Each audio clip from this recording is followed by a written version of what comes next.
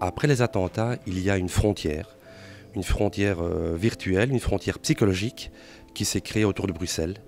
Cela veut dire que beaucoup de monde n'ose plus venir à Bruxelles, n'osait plus venir à Bruxelles, et ils ont pris l'habitude, puisque maintenant les attentats sont terminés, la psychose est passée, mais il y a la mobilité qui a pris la relève. Les problèmes de mobilité, des travaux partout, tous les axes, on ne sait plus rentrer à Bruxelles.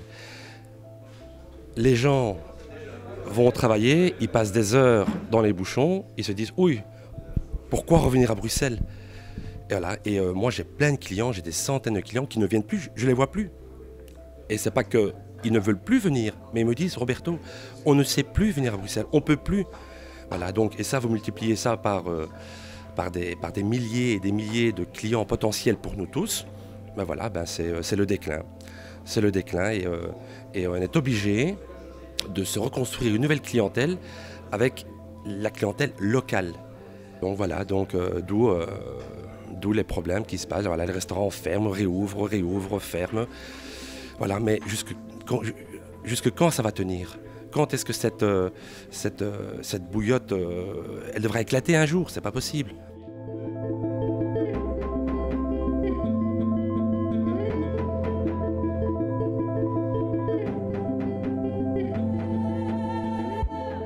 La base du problème, ce sont les frais.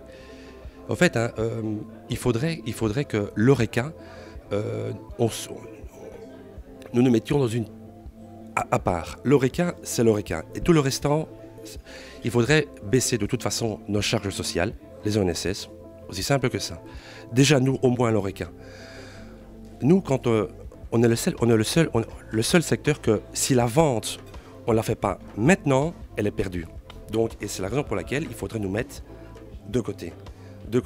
Sur le côté, créer une nouvelle commission d'ONSS, de frais, en disant voilà, le secteur Horeca est ce qu'il est, pas des 40-50% d'ONSS, mais 20-25% peut-être. Si moi j'ai une personne qui me coûte 60 € par service, on multiplie par 2, ça fait 120 € pour la personne. 5 personnes, c'est 600 € pour le service du midi. Multiplié par 2, 1200 €.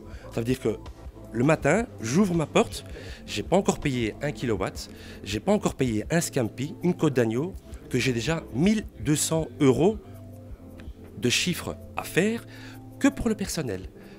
On va dire pour 5 personnes. Donc imaginez un petit peu de plus grosses structures, c'est mathématiquement impayable.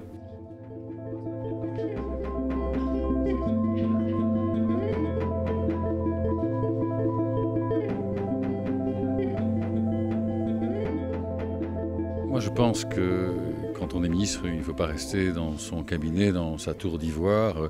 Il faut avoir les contacts quand on travaille avec un secteur, avec le secteur, mais également directement avec les indépendants qui font qu'un secteur comme l'Horeca existe dans notre pays aujourd'hui et qu'il est un des plus gros pourvoyeurs de main-d'œuvre du pays.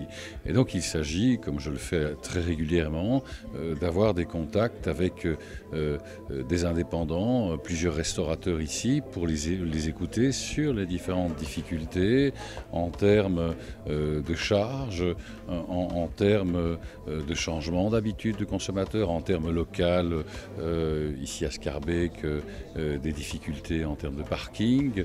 Et donc le restaurateur, il est confronté à toute une série de difficultés, des charges et des lourdeurs administratives également.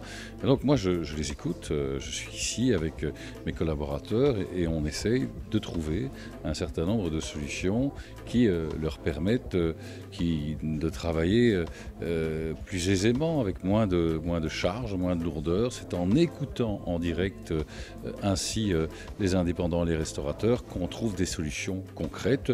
Et depuis que j'ai pris la charge de ministre des indépendants et des PME, j'ai très souvent des réunions de proximité de cet ordre-là.